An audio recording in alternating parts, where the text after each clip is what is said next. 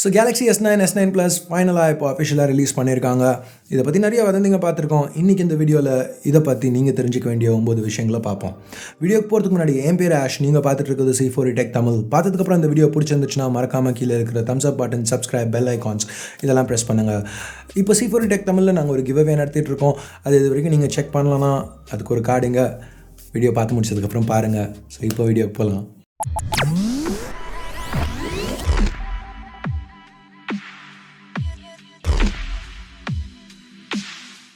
So முதல்ல belt design இதில் ஆரம்பிப்போம். இப்போ நம்ம பார்த்தா இங்கே பெருசாக எதுவும் சேஞ்ச் பண்ண மாதிரி தெரியலை. ஃப்ரண்ட்லேருந்து பார்க்கல கிட்டத்தட்ட எசைட் மாதிரி தான் இருக்குது. அதே கர்வ் சூப்பர் AMOLED பேனல், அந்த ஸ்மூத்தான எட்ஜஸ். இன்ஃபேக்ட் ரெண்டு ஃபோனுக்கும் சைஸ் கிட்டத்தட்ட ஒரே அளவு தான் கொடுத்துருக்காங்க. மைனர் சேஞ்சஸ் தான். ஆனால் இங்கே ஒரு பெரிய சேஞ்ச் ஒன்று பண்ணியிருக்காங்க. அது ஃப்ரண்ட்டில் இல்லை, பேக்கில். எனக்கு ரொம்ப சந்தோஷமான விஷயம். A9ல் நம்ம பார்த்த மாதிரியே S9லையும் S9 ப்ளஸ்லையும் இப்போ இந்த ஃபிங்கர் பிரிண்ட் சென்சரை கேமரா மாடியூல் கீழே கொடுத்துருக்காங்க. ஸோ ஃபைனலாக கொஞ்சம் யூஸ் பண்ணுறதுக்கு கம்ஃபர்டபுளாக இருக்கும். கேமராவை நம்ம ஸ்மச் பண்ணிவிடுவோம் வரல வச்சு அப்படிங்கிற ஒரு பயம் இல்லாமல் யூஸ் பண்ணலாம். ஸோ இப்போ கேமரா பற்றி பேசையில் S9 ப்ளஸுக்கு ஒரு டியூவல் கேமராவும் கொடுத்துருக்காங்க இந்த தடவை. அதுக்கு நம்ம வருவோம். இப்போ அடுத்து என்ன நல்லா பண்ணியிருக்காங்க அப்படின்னு பார்த்தா அந்த இயர் பீஸ், இப்போ அது ஒரு ஸ்பீக்கராகவும் ஒர்க் பண்ணுது. ஸோ ஸ்டெரியோ ஆடியோ கொடுக்குறாங்க. இப்போ இது எனக்கு ஐஃபோன்ஸில் ரொம்ப பிடிச்ச விஷயம். இப்போ Nokia 6ல் கூட கொடுத்துருந்தாங்க மிட் ரேஞ்சில். சாம்சங் ஃபைனலாக அதை இம்ப்ளிமெண்ட் பண்ணுறதுக்கு ஒரு பெரிய தம்ஸ் அப். அது போக இப்போ டால்பி அட்மோஸ், அப்புறம் டியூன் பை AKG பிராண்டிங்கும் கொடுத்துருக்காங்க. ஸோ அது ஒரு போனஸ்னு சொல்லலாம். இப்போ அதெல்லாம் பற்றி பேசல. ஹெட்ஃபோன் ஜாக் இருக்குது இந்த ஃபோனில். போன வருஷம் ஃபுல்லாக நம்ம பார்க்கல, ஒரு பிராண்டாக எடுத்துன்னு வர ஃபோன்ஸில் ஹெட்ஃபோன் ஜாக்கை கட் பண்ணிகிட்டே இருந்தாங்க. அட்லீஸ்ட் இந்த தடவை S9ஓட சாம்சங் அதை பண்ணல. So good. ஜென்ரலாகவே சாம்சங் அவங்க ஃப்ளாக்ஷிப் ஃபோன்ஸ்னு வரையில் நம்ம என்ன சொல்கிறோங்கிறத கேட்க தான் செய்கிறாங்க. ரீப்ளேசபிள் பேட்டரி வேணும்னு சொல்லல. கிட்டத்தட்ட கடைசி பிராண்ட் சாம்சங் தான் அவங்க ஃப்ளாக்ஷிப்ஸில் ரீப்ளேசபிள் பேட்டரிஸ் கொடுக்குறத நிறுத்தினதுக்கு. இன்றைக்கு வரைக்கும் மைக்ரோ SD சப்போர்ட்டும் கொடுக்குறாங்க. இப்போ ஹெட்ஃபோன் ஜாக்கையும் ரிமூவ் பண்ணாமல் இருக்காங்க. ஸோ இந்த மாதிரி சின்ன சின்ன விஷயங்களை பற்றி பேசல. IP68 water and dust resistance, wireless charging support, fast charging support, iris scanner, இது எல்லாமே எஸ்ஐட்டில் இருந்த மாதிரியே இதுலேயும் இருக்குது. இப்போ ஃபேஸ் அன்லாக்குக்கும் தனியாக ஒரு ஆப்ஷன் கொடுத்துருக்காங்க. ஸோ இப்போ திருப்பி அந்த டிஸ்பிளேயை பற்றி பேசுவோம். இப்போது போன வருஷம் வந்து அதே மாதிரி பேனல் தான் இங்கேயும் இருக்குது. ஒரு 18.5/9 Quad HD plus super AMOLED panel. Screen சைஸஸும் அதே தான். S9ல் சின்ன 5.8 இன்ச் டிஸ்பிளே, S9 ப்ளஸில் இன்னும் கொஞ்சம் பெரிய 6.2 இன்ச் டிஸ்பிளே. ஸோ சாம்சங் இந்த தடவை பிரைட்னஸ் லெவல்ஸ் இன்னும் இம்ப்ரூவ் பண்ணியிருக்கோன்னு சொல்கிறாங்க. ஸோ பேசிக்காக நீங்கள் இப்போ ரொம்ப டார்க்கில் இருந்தீங்கனாலும் பிரைட்னஸ் லெவல்ஸ் முன்னாடியோட இப்போ இன்னும் கம்மியாக போகும். நல்ல ஒரு பிரைட்டான ஏரியாவில் இருந்தீங்கன்னா முன்னையோட இப்போ இன்னமும் பிரைட்னஸ் லெவல்ஸ் அதிகமாக போகும். ஸோ எங்கே யூஸ் பண்ணாலும் இந்த டிஸ்பிளே யூஸ் பண்ணுறதுக்கு நல்லா இருக்கணும். ஸோ இப்போ வெளில இருக்கிறதெல்லாம் பார்த்துட்டோம். இப்போ உள்ளே என்ன கொடுத்துருக்காங்கன்னு பார்த்தா Snapdragon 845 இல்லைனா Exynos 9810 Octa, இந்த ரெண்டு சிப்போடையும் வருது இந்த ஃபோன். ஸோ சில மார்க்கெட்ஸில் 845, சில மார்க்கெட்ஸில் 9810. இந்தியாவில் ஜென்ரலாக Exynos தான் கொடுக்குறாங்க. ஸோ Exynos தான் வரும்னு எதிர்பார்க்குறோம். ரெண்டு சிப்லேயுமே இப்போ கடைசி சில வருஷமாகவே Exynos தான் ஸ்னாப்ட்ராகனோட பெட்டராக இருந்திருக்கு. ஸோ நம்மளுக்கு அது நல்ல விஷயம். ரேம்னு பார்க்கல S9ல் 4 GB ரேம், S9 ப்ளஸில் 6 GB ரேம். ஸ்டோரேஜ்னு வந்தால் ரெண்டுத்துலையுமே 64 GB base variant. Micro SD எக்ஸ்பான்ஷனுக்கு சப்போர்ட் இருக்குது நான் சொன்ன மாதிரி. ஸோ ஸ்டோரேஜை பற்றி நம்ம பெருசாக கவலைப்பட தேவையில்ல. ஸோ அடுத்து பேட்டரின்னு பார்க்கல S9க்கு ஒரு 3000 mAh பேட்டரி, S9 ப்ளஸ்க்கு ஒரு 3500 mAh பேட்டரி. ஸோ நம்ம இது வரைக்கும் வச்சு பார்த்தது எல்லாமே ஓரளவுக்கு சின்ன சின்ன அப்கிரேட்ஸ் தான், பெருசாக எதுவும் பண்ண மாதிரி தெரியல. பட் அடுத்து நம்ம பார்க்க ஒரு விஷயம் தான் இந்த ஃபோனில் மேஜராக சாம்சங் மாற்றிருக்கிறது. அட்லீஸ்ட் அவங்க சொல்கிறது அதுதான். இந்த ஃபோனோட டேக்லைனே கேமரா ரீஇமேஜின்ட். இப்போ கேமராஸ் பற்றி பார்ப்போம். ஸோ S9ல் ஒரு 12 megapixel camera, 1.4 micron size pixels, dual pixel auto focus, optical image ஸ்டேபிளைசேஷனோட வருது. ஆனால் இப்போ நீங்கள் பார்க்குற இதுதான் இந்த கேமராவில் பெருசாக சாம்சங் பண்ண விஷயம். Mechanised aperture control. ஸோ இது S9, S9 ப்ளஸ் ரெண்டுத்துலேயுமே இருக்குது. f2.4, f1.5 ரெண்டு அபர்ச்சர் இது சப்போர்ட் பண்ணுது. ஸோ இது எப்படி நம்மளை பாதிக்கும்? வருஷம் நம்ம ஒரு தடவையும் ஃபோன்ஸ் பற்றி பேசிகிட்டு இருக்கல, ஃபோன்ஸில் இருக்க கேமராஸ் பற்றி பேசிகிட்டு இருக்கல. அந்த F நம்பர் கம்மியாக இருந்துச்சுன்னா ஃபோட்டோஸ் நல்லாயிருக்கும், நிறைய லைட் உள்ளே போகும் அப்படின்னு தான் நம்ம பேசிகிட்டு இருக்கோம். இப்போ f1.5 ஓகே, அதுதான் இருக்கிறதுலே கம்மியான F நம்பர் எந்த கேமராவில் நம்ம பார்த்துருக்கோம் ஃபோன்ஸில். ஸோ அது நல்ல விஷயம். பட் இப்போ f2.4ம் கிடைக்கிறதுல நம்மளுக்கு என்ன பெரிய அட்வான்டேஜ்? இங்கே தியரிட்டிக்கலாக சாம்சங் என்ன சொல்கிறாங்கன்னா f2.4 வச்சு வெளியில் நம்ம நல்ல பிரைட்டாக இருக்கையில் ஷூட் பண்ணோன்னா ஷார்ட்ஸ் நல்லாயிருக்கும் அப்படிங்கிறாங்க. ஆனால் அதே தியரியை வச்சு நம்ம பார்க்கல f1.5லேயே அந்த ஷார்ட்ஸ் எடுக்கல ஷட்டர் ஸ்பீடை நம்ம மாற்றினோனாலும் ஷார்ட்ஸ் அதே மாதிரி தான் வரணும். இதெல்லாம் உங்களுக்கு கொஞ்சம் கன்ஃபியூசிங்காக இருந்துச்சுன்னா இந்த டேர்ம்ஸ் எல்லாத்தையும் எக்ஸ்பிளைன் பண்ணி ஒரு வீடியோ பண்ணியிருக்கோம்.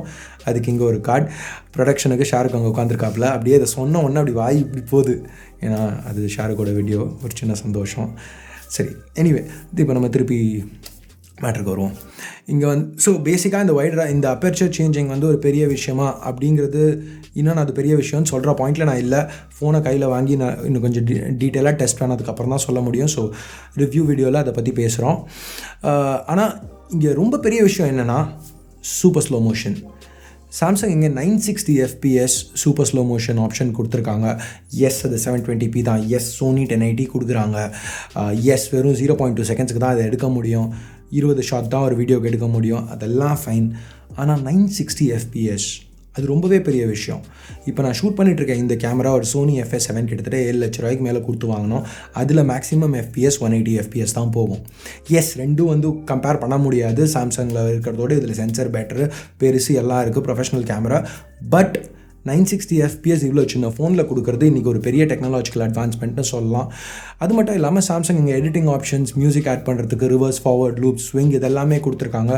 ஸோ இதை டெஸ்ட் பண்ணி பார்க்குறதுக்கு ரொம்ப அவளோட வெயிட் பண்ணிகிட்ருக்கோம். எனிவே இந்த நிறைய ரியர் கேமரா பற்றி பேசிட்டு ஃப்ரண்ட் கேமரா மறந்துட்டேன். அது ஒரு 8 மெகா பிக்சல் கேமரா f1.7 அப்பர்ச்சரோடு வருது. இதில் மெயினாக புதுசாக என்ன கொடுத்துருக்காங்கன்னா போர்ட்ரேட் மோட் ஆப்ஷன்.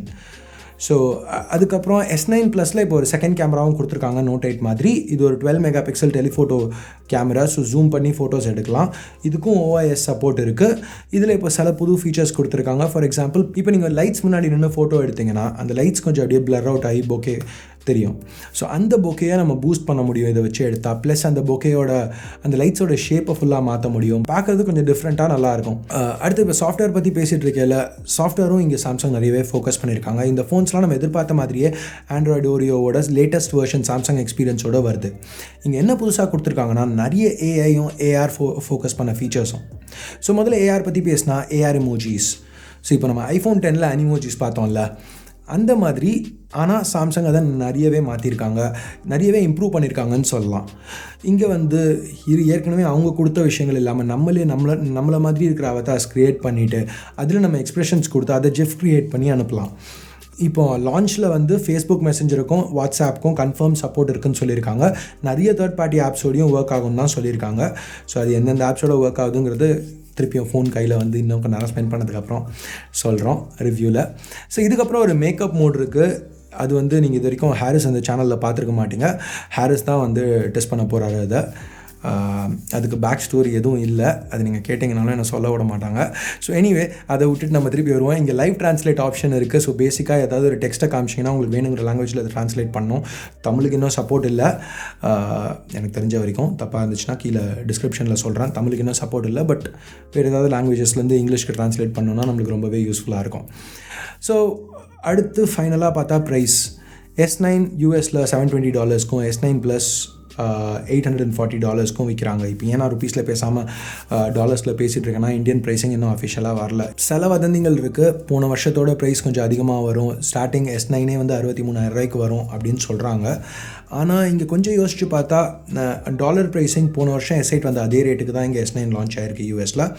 ஸோ அப்போது அதே மாதிரி இந்தியாவிலையும் லான்ச் ஆச்சுன்னா S9 ஒரு 58க்கும் S9 65க்கும் வரும்னு எதிர்பார்க்கலாம். ஆனால் நடுவில் மொபைலோட கஸ்டம்ஸ் டியூட்டிஸ் இன்க்ரீஸ் பண்ணியிருக்காங்க 5%. ஸோ அதனால கொஞ்சம் ப்ரைஸிங் அதிகமாகலாம். அதுக்கும் சான்ஸ் இருக்குது. எனிவே தெரிய வரையில் முதல் விஷயமாக ட்விட்டரில் ட்வீட் பண்ணுறோம் ப்ரைஸிங் எங்கள் கைக்கு வந்தவொன்னா. இது வரைக்கும் நீங்கள் C4 Tech தமிழில் ட்விட்டரில் ஃபாலோ பண்ணலன்னா ஃபாலோ பண்ணுங்கள். ஸோ லான்ச் டேட்ஸ் இந்தியாவில் 6ஆம் தேதியோ 7ஆம் தேதியோ லான்ச் ஆகுது அப்படின்னு கேள்விப்பட்டோம்.